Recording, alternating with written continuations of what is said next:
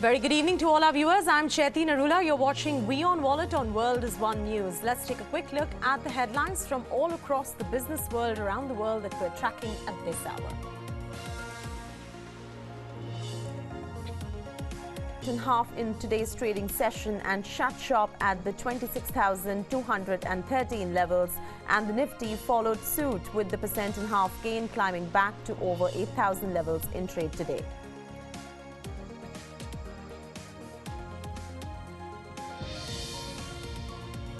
Tata Sons have sent legal notice to Tata-Mistry's and Sterling Investments and firms owned by Mistry's family for leaking sensitive information to public.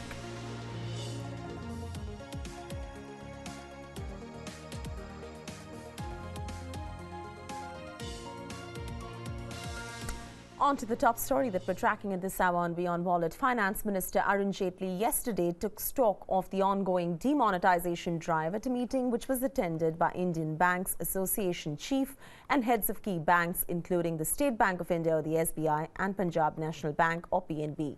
The meeting assumes significance as restrictions are imposed by the government on currency withdrawal coming to an end on December 30th, which is also the last date for deposit of old currency notes.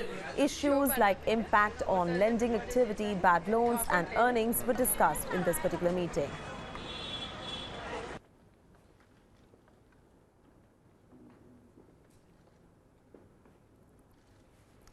Rather interesting report and study which was published by Deloitte in association with ASSOCHAM, and they conducted the study jointly with Deloitte and have reported that internet connectivity is out of reach of nearly 950 million Indians. While mobile data plans are considered to be the cheapest in India and the average price of smartphones is steadily declining, this particular report holds prominence on the back of the Digital India plans of the Government of India on the back of the demonetisation drive. This report, in our interpretation, questions India and whether India is really ready for a less cash economy. The report mentions how existing government infrastructure assets should be further leveraged for provision of digital services in rural India and other remote locations as well. The report also advises how Skill India and Digital India need to converge to design programs and accelerate institutional training. It also advises that the government should increase awareness regarding technology adoption, and the startups should also work in that particular direction.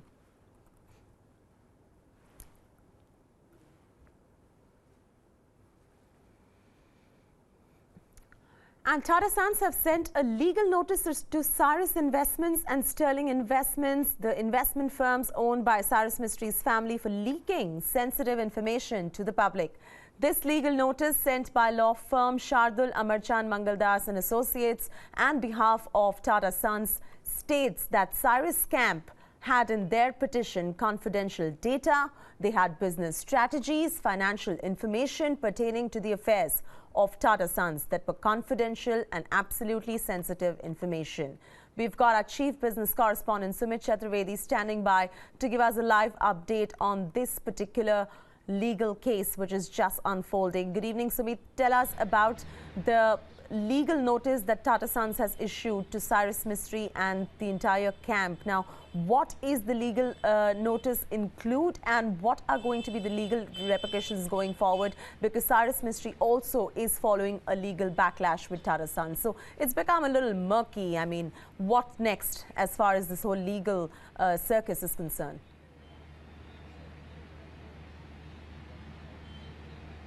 Chaiti, as we told the viewers a few days back, the Tata Sons could also jump into this legal fight with Tata-Mistry. Today they have replied to the salvo fired by Tata-Mistry. The Tata Sons, through its counsel, Shardul Amarchand Mangaldas, has sent a legal notice to Tata-Mistry saying that whatever Tata-Mistry disclosed in public domain was illegal. They also alleged that Tata-Mistry's dealings in public are against his unbecoming of chairman, which he was chairman and director of all earlier Tata Group companies. So they have said that whatever sensitive information regarding company strategy, company data, database. Whatever has been put in public by Tata-Mistry, that's a breach of trust from the side of Tata-Mistry, and that's why they have filed a legal case against Tata-Mistry. So they will pursue all legal options in front of them, and a legal fight has now started between both Tata-Mistry and Tata Sons. Well, remember last week Tata-Mistry had approached the National Law Tribunal, which has refused to give him any kind of relief, but yes, he's pursuing the case. So clearly now the battle has come to courts. It will further go on to maybe High Court and can end in Supreme Court as well. But yes, the whole legal battle has started between Tata Sons and once chairman of Tata Sons, Tata-Mistry. And like the team WION Wallet had reported earlier when the story really broke out, that a legal battle in this particular Tata-Mistry row is absolutely inevitable, and there you go, it unfolds in front of us. Sumit, stay with us. We will come back to you to track this story and of course details from Niti Aayog in just about a bit. Now, economists and experts brainstormed at Niti Aayog today on issues like job creation, agriculture and skill development before briefing Prime Minister Narendra Modi on steps that could be taken in the upcoming budget. According to sources, 4 to 5 sectoral groups have been set up to discuss new initiatives and budget proposals. The mandate really is to come up with concrete suggestions to neutralize the adverse impact of demonetisation, push growth with special focus on employment generation and promote farm productivity as well. Once firmed up, the suggestions will be placed before the Prime Minister later. As chairman of Niti Aayog, Modi has called a meeting of experts to take stock of the economy and this entire situation and get feedback really on ways to deal with the problem of cash crunch post the demonetisation move. Sumit Chaturvedi again standing by with the latest updates. Of course, he's outside Niti Aayog getting us a live update on what this meeting really has in store for us. Sumit, you are at Niti Aayog as we speak. There was a meeting today and there were several discussions on finding plausible solutions to how to bring the economy back on track post the demonetisation move. The Prime Minister Narendra Modi also has explicitly said that he will take stock of this entire situation. What is the latest that is coming on with the meeting between all these economists, and what is the strategy really going forward in terms of the long-term planning on the recalibration of the financials of the country?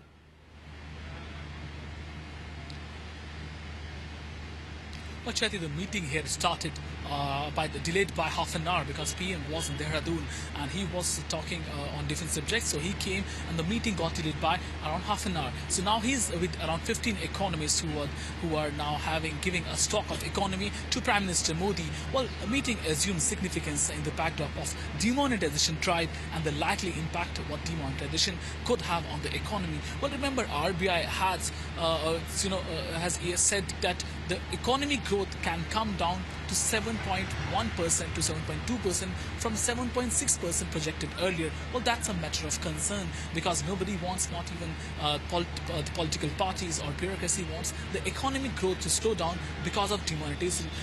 So here they all will be talking about or thinking about the ways through which economy can be progressed further. So the meeting is currently happening, and within 1 to 2 hours the meeting will be over, and they will announce the outcome of the meeting, though it is going to discuss more and more on the state of the economy. So no decision should be expected from this meeting, but yes, discussions will take place. PM in fact is getting a feedback from economists how the demonetisation drive has gone so far and what should be done to counter the ill effects of this drive. So clearly that meeting is going on, and they will most likely come up with solutions to the whole problem whatever are happening because of the demonetisation drive. Well, as you said earlier, 4 sectoral groups have been formed targeting at job skills, agriculture and other sectors, and these sector groups will give their own what all suggestions they have to come from the economist side, and they will give their suggestions to PM, and based on that PM will take further decisions. Right, we're waiting for that decision to come by from the Prime Minister, and as you likely said that there will be steps which will be taken going forward as to how to recalibrate the economy really, and that is really the purpose of this Niti Aayog meeting, which is taking place with a panel of economists to discuss India's future. We also have Kartikeya Sharma, Chief Political Correspondent, standing by to give us a live update on the Niti Aayog meeting. Kartikeya, we had discussed this earlier as to how a plausible solution and the way forward for the economy will be discussed in the next 15 years to come, where the economy of India is really headed after the cash crunch. And we thought that some sort of concrete decisions would come out of Niti Aayog. The meeting is still on. We don't have a decision as yet. But what is your sense of this entire meeting, and how is the opposition also taking this? You see, why this meeting is taking place is because there is a very important meeting slated tomorrow, and it is in that context the Niti Aayog meeting is important. Today, the finance minister has met everyone from the world of business and economy, public faces on monetization issue. Then, after the meeting, once they have given their suggestions to the Prime Minister, there is another meeting of the Chief Minister which is going to be taken by Chandrababu Naidu. And they will be submitting their recommendations to the Prime Minister on I would say, I think tomorrow evening or day after tomorrow morning. And this comes a day before 30th, when the monetization, the 50 days which the Prime Minister sought, the window completes. So it's a larger exercise which the Prime Minister is doing. It's like a roundup, Chaiti, where he's taking into consultation process every spectrum of opinion makers, those who are part of the policy making domain, so that once he's out with a policy statement on 30th, it looks comprehensive, doesn't look knee-jerk, and can give you a phase second of the demonetization. Because Prime Minister has already said it's not going to end, it is just a beginning.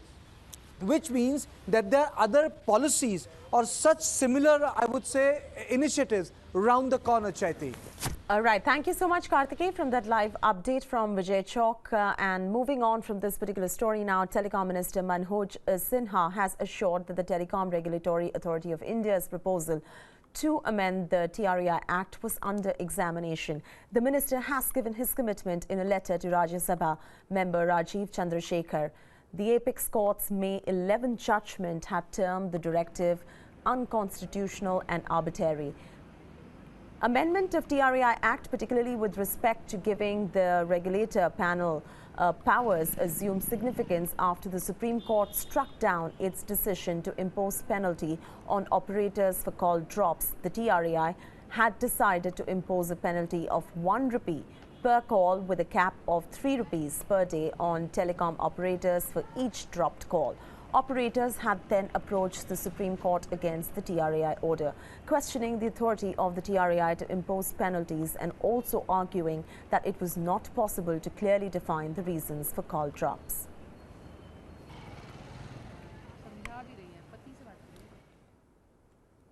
Let's take a quick break right here on World is One News. More news and updates from the business world, and especially a check of the global markets as well, follows on the other side of this break. Stay with us.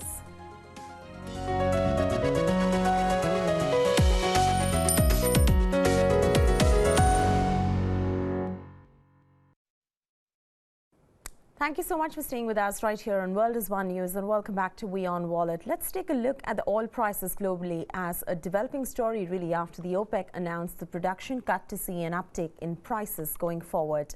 Oil witnessed a long rally in more than 4 months before the OPEC and non-OPEC nations started the output cuts to stabilize the pricing in the markets. The oil prices are now all set to recover next year as the production cuts will help stabilize in the pricing in the market with an oversupply. The futures advanced in New York by 0.4% up for the 7th trading session. The OPEC and the non-OPEC nations have agreed to trim about 1.8 million barrel outputs per day.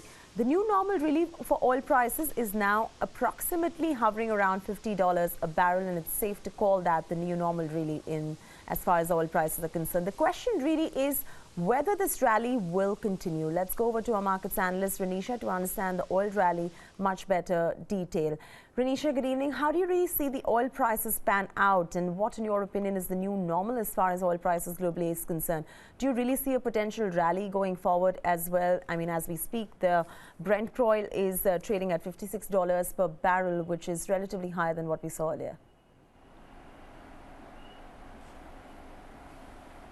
Hi, good evening. If we talk about crude oil, yes, prices are up around 40% this year for WTI and 46% up this year for Brent crude oil.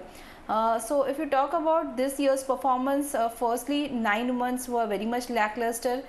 We saw prices were not recovering that much, and OPEC has almost lost its luster and its fame also.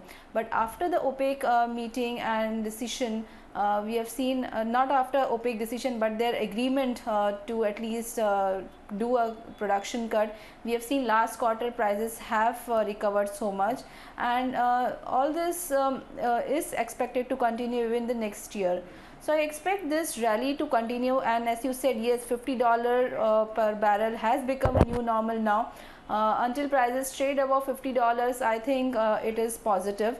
$50 below level could take prices down to 45. That is a strong support.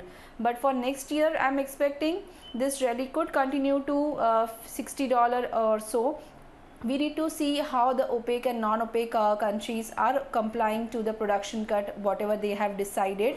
We need also to see how US is responding to this prices. If we see that OPEC and OPEC non-OPEC countries comply, and prices would continue to rise towards $60 per barrel, and we would see that US shale production would also continue to boost up, because in last 2-3 months they have already boosted their production.